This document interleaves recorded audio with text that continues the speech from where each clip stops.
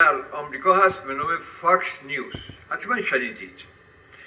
این فاکس نیوز تا جایی که من اطلاع دارم از ترامپ چی در دوره اول چی زمانها خیلی پشتیبانی میکنه، یعنی طرفدار ترامپه و حتی شاهزاده رضا پهلوی با این مصاحبه کرده. خیلی از شخصیت دیگه میان توی تلویزیون صحبت میکنن و خلاصه تلویزیونی که خیلی خیلی بیننده داره.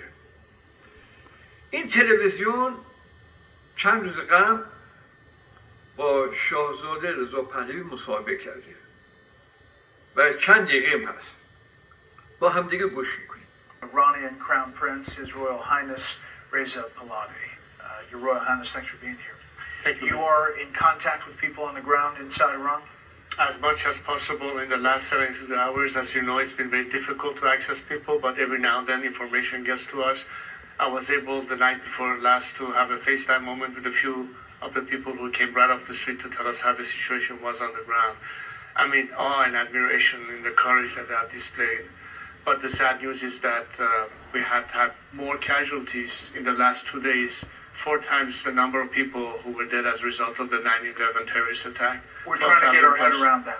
What is the number? That About 12,000 plus. 12,000 plus. That's what we get so far. It might be more, but that's the minimum number that we know so far have been Killed by the regime. This is not arrested, I mean, this is we are killed. talking about using military weapons, AK-47s, armored trucks to shoot to kill unarmed protesters. Their bodies are being picked up by bulldozers, and they charge each family for the bullet to be able to just retrieve the remains. It's abhorrent what's happening. Obviously, we have no way to verify that independently. We've had reports of 3,000, 4,000 plus. The president's talked about thousands. And he said that it's crossing this red line, and he's going to make a decision. You've been on record before opposing U.S. military intervention in Iran. Are your views different today? But when you have civilians being murdered, massacred in a war that is waged against them by their own government, when the regime orders troops to fire on unarmed crowds, defenseless people, the only way they have a chance to have an equal playing field to overcome this regime is when they cannot neutralize this repressive force. Some additional help is needed. I don't look this as an aggression to a country. I'm talking about helping a nation liberate itself by giving them assistance that cannot otherwise obtain on their own. That's why it's critical and empowering, but a message of strength says we are not going to stand for this and we will not turn our back on these people. What the president said was so energizing, and it caught like wildfire, and people are going back to the streets to continue the fight. You had a meeting with the peace envoy, Steve Witkoff, over the weekend. Is that correct?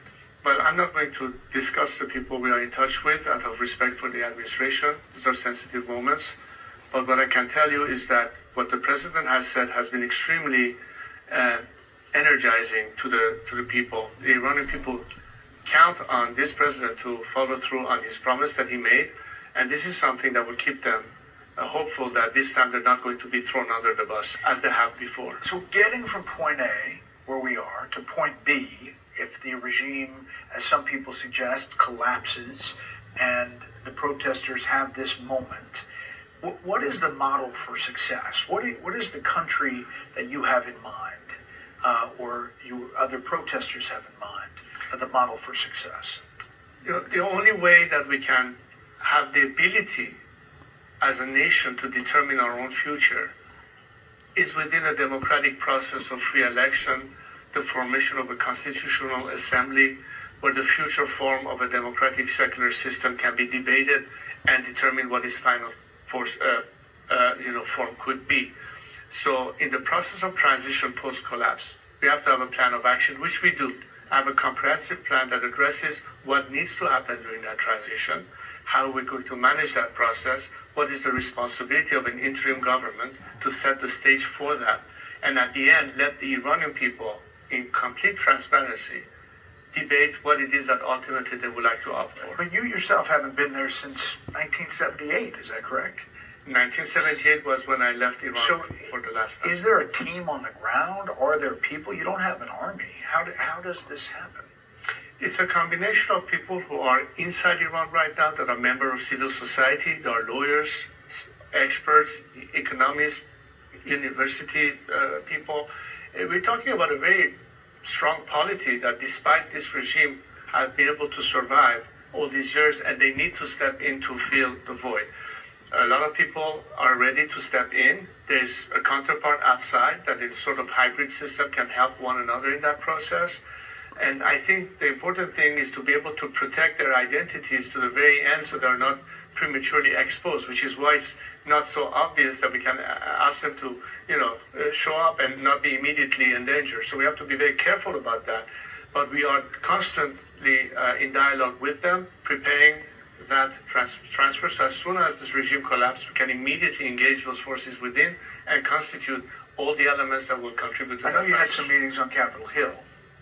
Were those positive? Or do you get good sense from the lawmakers? I think that many lawmakers on the Hill, regardless of which party they represent, understand how critical it is, especially if you want to promote liberty and democracy, that Western democracies, the U.S. at the top of the list, have a crucial role to play to support freedom-seeking nations. And I think they understand that beyond just word of encouragement or condemnation, we have reached a point where some action is needed, regardless of what the executive branch wants to do.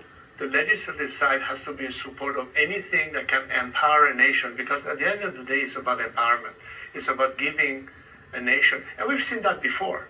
How did apartheid come to an end? Right. How did the Soviet Union collapse? Well, we also started in the Green Revolution, which didn't develop, and there was criticism that we as the U.S. didn't do enough to help on the ground. 2009. It is true.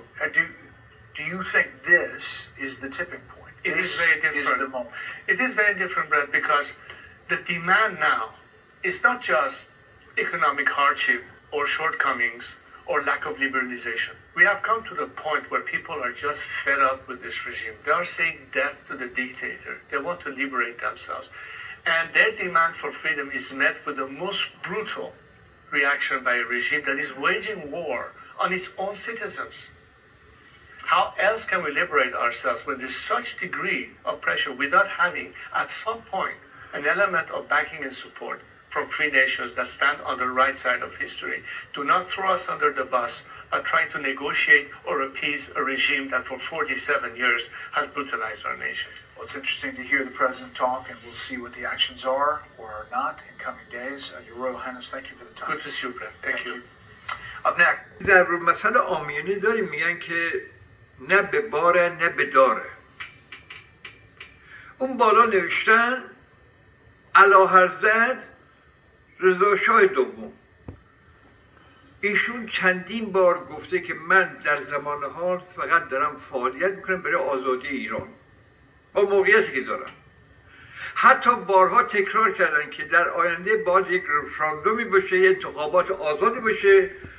شاید به جمهوری اسلامی رای دادن، اگر به پادشاهی رای دادن، اگر من لیاقتش داشتم و مردم میخواستن که من باشم، اون یک چیز دیگه است. اون هم یک پادشاهی مشروطه. در زمان شاه یک عده چاپلوس بودن، بله قربان، زمانی که ایشون احتیاج داشت همشون زودتر فرار کردن. بست دوستان دست از این چاپلوسی بردارید. یه عکسی دارم، پیداش نکردم ولی یه بار نشون دادم. شاهزاده رضا پهلوی داره میرسه یک جایی، یک نفر خم شد دست ایشون میبوسه. آقا شما 37 سال دست شاه رو بوسیدید، آخرش چی شد؟ این دست بوسیدن نه برای منافع مملکت، فقط برای منافع خودتونه.